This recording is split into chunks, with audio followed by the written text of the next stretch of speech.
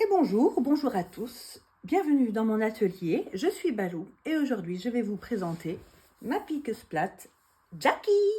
Et oui, c'est la Jack A5E, mais entre nous on se donne des petits noms, donc c'est ma petite Jackie, j'adore ma petite Jackie.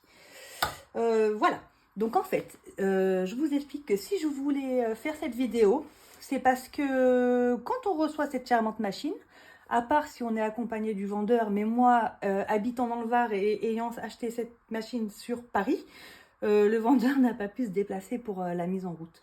Donc du coup, j'ai dû un petit peu me débrouiller et le manuel qui est dans le carton est en chinois. Oui, en chinois, du vrai chinois, hein, du mandarin. Donc, ben non, je peux pas. Célia, ma fille, toi qui lis beaucoup de mangas, tu connais un peu le chinois? Non? Bon, donc voilà, débrouille-toi maman, fais comme tu veux, mais je peux pas t'aider.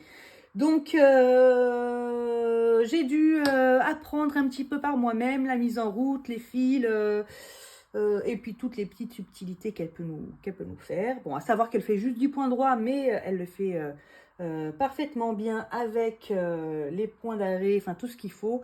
Et voilà, c'est toutes ces petites choses que j'aurais envie de vous montrer parce que moi, quand je les ai découverts, voilà, je suis pas une pro des machines, hein, je suis pas une couturière expérimentée depuis des années. Mais j'avoue que voilà, tout ce que j'ai pu apprendre sur cette machine, si je peux vous en faire profiter pour que vous puissiez coudre plus vite ou moins galérer ou peu importe, si ça peut vous aider, et ben je suis ravie. Donc voilà. Donc je vais vous présenter cette machine. Ma première vidéo, ça va être sur l'enfilage.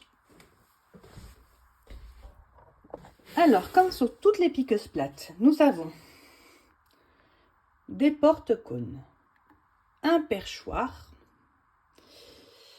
Bon,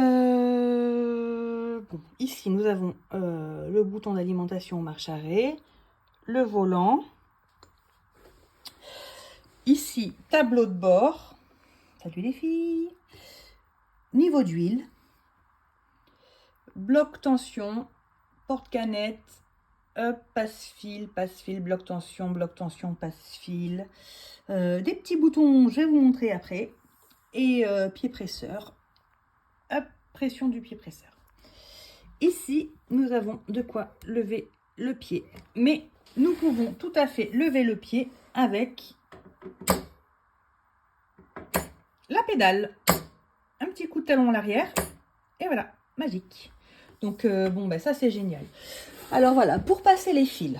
Donc, premier cône, hop, en haut. Ce qui est bien, c'est qu'on peut aussi, avec celle-ci, faire ses canettes en même temps qu'on fait notre couture. Hein. Ça marche très très bien, c'est génial. Donc, premier cône, premier trou du perchoir, clac, je descends, je me retrouve premier orifice. Celui-là, honnêtement, il sert à rien. Moi, je vous le dis, il y en a qui passent, mais moi, je passe pas. Ça sert strictement à rien.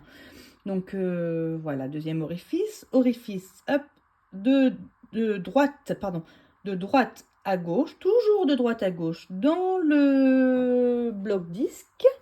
Je prends mes ciseaux, ça va être plus simple pour vous montrer. Une petite pince. Voilà, dans le bloc disque, hop, je descends, je repasse dans l'orifice. Je descends, je passe toujours dans mon bloc disque, hop, je fais le tour, je remonte, hop, et je passe derrière cette petite encoche, toute fragile, attention. Une fois que j'ai passé mon fil derrière, hop, je le redescends. Il va passer derrière le crochet, ici. Je me mets dans l'encoche. Je monte. Je me mets dans le perroquet. Hop, je descends, je descends, je descends, je descends. Crochet, crochet. Alors là, c'est soit on met son fil à l'intérieur, mais moi je le mets derrière, je m'embête moins et ça marche très bien. Voilà, donc je mets mon fil dans le crochet, derrière le crochet, dans le passant, et voilà, le seul moment où on va enfiler sa machine de gauche à droite, c'est pour l'aiguille. Toute la machine s'enfile de droite à gauche, sauf au moment de l'aiguille.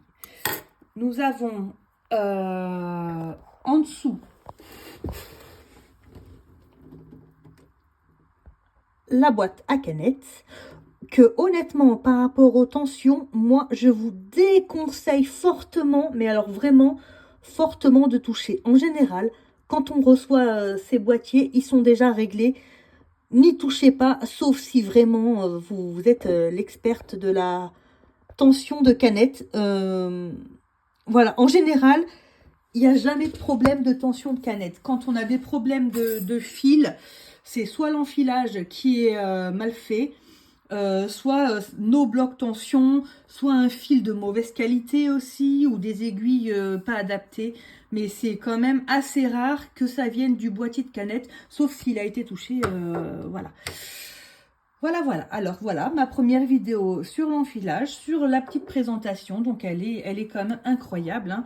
Comme je dis, il n'y a pas d'huile. Tout est dans le moteur, il n'y a pas de bain, on ne tâche pas ses étoffes. J'aime bien parce qu'ici, elle a un petit port USB. Donc voilà, ben moi je recharge ma montre souvent quand je couds. Oh bah tiens, il me manque quelques pourcentages. Je recharge ma montre. Donc ici, on a de quoi poser un petit peu son bazar. Oh, il y a des vis, je sais même pas pourquoi. On a ici un petit réglé, comme sur beaucoup de piqueuses plates. Bon, ça, moi, je m'en sers jamais, honnêtement, hein. Un petit tiroir où dedans, moi, je mets tous mes pieds presseurs, mes aiguilles, mes outils. Voilà, donc il n'y a pas de genouillère, hein. Tout se fait à la pédale. Voilà. J'espère que du coup cette vidéo de présentation vous aura plu. J'ai hâte de faire la suivante parce que je veux pas faire des vidéos trop longues, c'est barbant. Moi je sais pas, franchement je sais pas mettre les chapitres. Je suis pas la pro du montage, vraiment pas, loin de là, mais très loin des années-lumière. Donc voilà, je préfère faire des vidéos courtes, une vidéo pour ça, une vidéo pour ça, et ma prochaine vidéo, eh ben, on va piquer. À bientôt!